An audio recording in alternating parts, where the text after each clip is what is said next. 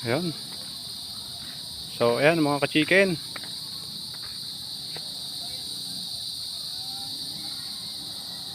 Gandang hapon po sa inyong lahat. Ako nga pala si Binmar. At this time off topic muna tayo sa ating mga alagang manok. So dito muna tayo sa aking pinagtatrabahuhan. So bali ito nga pala yung aking yung aming ginagawa, renovation itong front nitong pinagtatrabahuhan kong resort. Dito nga pala yan sa Diwata Nature Resort. So ayan,